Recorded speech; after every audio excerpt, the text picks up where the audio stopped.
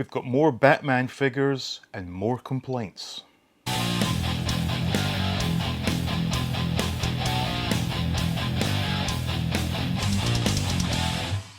Here we are with wave 3 of the Batman Retro Collection from Mcfarlane, and I should say half of wave 3. I did pre-order the minute these became available at Target, of course. That's the only place you can get these in America. And I've already approved the delay on the boxing Batman and boxing Riddler, I think 3 times now. But these ones showed up today. Now, ironically, all my other Batman figures from Mcfarlane I've actually bought from Australia because you're guaranteed to get them in a good amount of time. But I thought, let me just see how well Target can do this, and the answer is not well at all. So we've only got 2 of the 4 figures at this point. And this is the first time in this line that I'm genuinely disappointed at the figures themselves. Yes, I've been bitching and complaining about the way Target handles this item, but for the first time, I'm not happy with one of the figures. So starting with the good figure, Catwoman. And this, of course, is the Eartha Kitt Catwoman, and they've done a really good job capturing the likeness. As with all of these figures, the card back is the same on all figures, just the card back shows the actual character you're getting. But the figure itself, beautifully sculpted, and as I said, the likeness to Eartha Kitt is really fantastic, especially at a figure at this price point, which is about $18. Now, compared to the other figures in the line, she is of course female and she has curves in all the right spots, very slender. But there is one complaint about this wave that I'll get to in a second actually. I'll keep things positive for now. The cat suit she's wearing has been given a nice sort of glittery speck to it, so depending on the light, it does get a nice shimmer coming off the cat suit. The nice medallion, the belt, even the figures, this is a figure, these are fingers, so the fingers do sort of have the sculpting done where you have the cat claws, which is very nice, but I imagine these will be pretty fragile, so take care with those. But overall, a really nice looking Catwoman. I'm just wondering if there's been maybe a likeness issue with the other actresses or their estates that would not permit them to do the other Catwoman, or if, who knows if wokeness came into this and they wanted to give us a black character, I don't know. But the fact is, I love this character, love the figure, but for the first time in the line, and this also applies to Penguin, there are no peg holes on the bottom of the feet. All the other figures have peg holes, which are pretty essential for figures of this size because they are quite heavy. And in Catwoman's case, she's got stiletto heels and a very small sole on her boot. I've managed to sort of get the legs positioned in such a way that she will stand without the need for a figure stand, but as you can see, it does topple over very easily, and I've no idea why they failed to put peg holes on both Catwoman and the Penguin. Who knows? Accessory wise, it's the same old story. We got these crash bang wallop text bubbles, a couple of new ones here. This is IE, and it looks like EOW. Should have said meow, but no, it says EOW, so that's those. To me, these are completely useless. I have all of mine stored away in a bag somewhere. I do not use these. On to the Penguin. Now this is where I'm getting disappointed with the line. Overall, the likeness to Burgess Meredith is not really that good, especially when compared to the Mattel version they did a number of years ago. Thankfully, it does have his monocle, but what is missing is the cigarette. Now, it says here it's for ages 12 and up, and by 12 years old, you know that smoking is not good for you. No kid is going to start smoking because their penguin action figure came with a classy looking cigarette in a cigarette holder.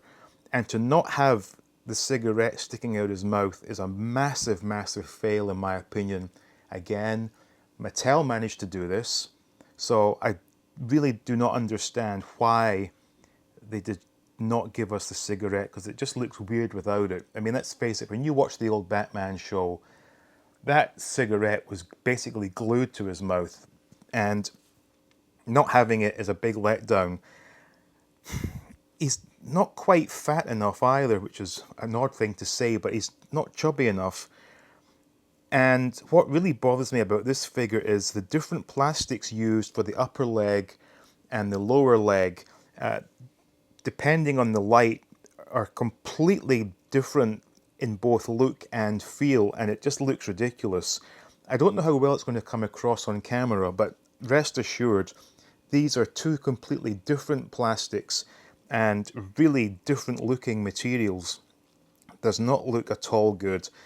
Likewise, the jacket, the sort of softish plastic for his jacket is different to the material that's been used for the sleeve, and again, that looks completely different depending on the light. Again, no peg holes. It takes a bit of effort to get him to stand, but once he's up, that's not at all secure. So, massive fail there. Now, as for his right hand, the sculpt is the oddest thing. I don't know what they were going for here. Again, as with the missing cigarette, you can't have the penguin without the umbrella. Again, Mattel managed to give us that. So, you know, we don't need these. We need proper accessories. But I'm just really let down by this figure. It's just the different plastics are not working. And it really has cheapened the look of this line, because up until this point, I was unhappy with the way the figures were made available, but the figures themselves, very happy with. This is the first time that I'm not particularly happy, and it doesn't sort of bode well for the future. Now, I'm assuming that we're going to see variants of these at some point, which will be a masked penguin and an unmasked Catwoman. And as with the previous two waves, I've had to pay through the teeth to get these. And I know it's stupid, but I do want all of these figures. Batman from the 60s is probably my #1 favourite show on TV. And I want all these toys. And in order to get that full collection, I've had to pay stupid amounts for these so-called chase variants. So I've not seen any on eBay yet, but I imagine they will show up very soon. And in which case I'm going to have to brace myself, because, like I said, these retail for about $18.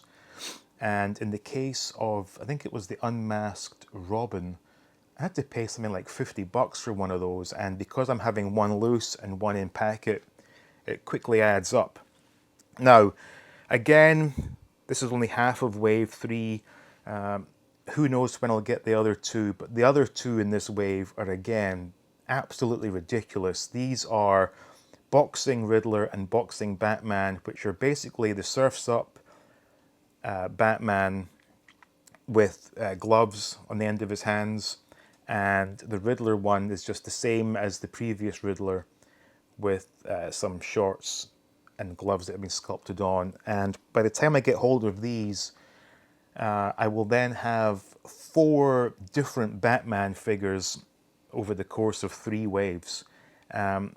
Someone said to me that they have to have a Batman in each wave in order for stores to, or in this case Target, to agree to sell them. But people who are buying these are fans like me who will buy anything from this line, I'm sure. So there's really no need to keep pumping out these Batmans with just slight tweaks to them. It's becoming a rather annoying, it has to be said. So there we go, half of wave 3. Once I finally get hold of my boxing figures, I will do a quick video on those. But just to say that for this wave, Catwoman, very nice figure. Penguin, not quite so much, and it's just a pity that